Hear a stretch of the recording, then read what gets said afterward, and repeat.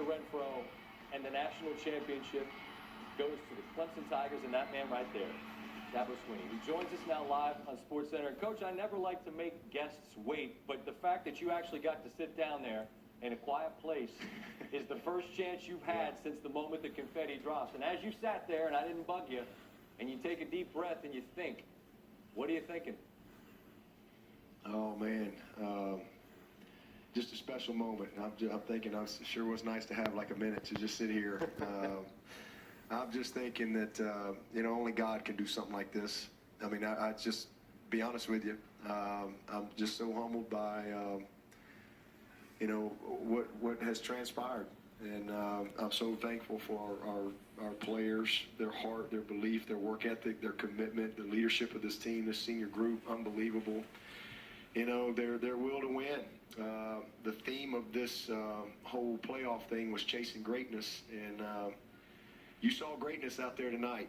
Yep, you saw it, and hopefully they played in a way that inspired a lot of people, and that hey, greatness isn't just for the Alabamas or the Ohio States. It's for all of us if you'll be about the right things and work hard and believe. Believe. And you saw that tonight. You saw a team that loves each other and played with every ounce of everything they had, and we made one more play than they had. Last year, we came up a couple plays short. This year, we squeezed every last second out of the clock, and we needed it all the way down to the last second to find a way to win. You're a man of great faith, that's no secret. But when you talk about belief, just on the field and in one another, where did that come from? Because tonight you're down 14-0, and it looked like it could go the other way. So that belief, it's rooted in what, Dabo? Consistency. It's rooted in our culture, how we work. Joey Batson, our strength and conditioning program, how we talk to our players, how we love them, how we serve them. It's all of those things. And it's just, it's what we've done. It's not like we've been chopped liver around here. I mean, we've won a ton of games. The only thing we hadn't done was this. And so, as I told, we're 27-2, and they were 28-1 in their last 29. So we've been there, we've won, and so there's a confidence that comes with, and an expectation that comes with the type of success that we've had, but more importantly, the type of work that we've put in, and the type of leadership that we've had, the culture that we have. This is a team that has no fear. They just believe. They just flat out believe. To us, this was not an upset. Last thing I told him, I said, I don't want to hear one word about this was an upset. And before we took the field tonight, I said, when we win the game, this was not an upset. This was an expectation. And every one of those guys expected to win the game. And we didn't play perfect, but it was a back and forth game. And at the end of the day, we made the key plays that we had to make. And, our quarterback, for people to doubt that this guy's the best player in the country, it is so laughable to me. He is just, and I've seen it. I mean, it's just unbelievable what this guy has done in his 3 years. I've seen it too. I mean, heck, I think I followed a bunch of these games, the Louisville game, the Florida State game. I mean, it's just time and time again, he does it. And here's what, I just want you to hear this. I don't know if you were sitting next to him when he said it, but here's what he had to say about the last play of the game. Just kind of slowed down the moment. Just kind of, smiled to myself and just knew, because I knew that we were inside the 5, and I knew they're going to play, straight cover 0 man. And I knew just if Tay make his block and get the little pick, Renfro, like I said, was going to get in the end zone. And, I just kind of smiled, and I knew before I even snapped the ball, it was going to be a touchdown. And all I had to do was just get the ball to him. And, I just, slowed down the moment. Everyone made their blocks and did their part, and I did my part, and we pulled it out. So, Coach, he knew it was a touchdown. What were you thinking in the moments before that play's called? Run, I should say. Well, Jeff Scott did a great. He was because we were kind of back and forth right there on the play that we wanted, and Jeff was very committed to that call, and we went with it. But as soon as they lined up, we knew we had man coverage. We knew we had a great opportunity with the play, and we had actually called a timeout. Yep. right before, and I told him, I said, I just kind of told everybody to take a breath right there, and I said, man, ain't this fun? Is this not fun? I mean, are you kidding me? This is what it's all about.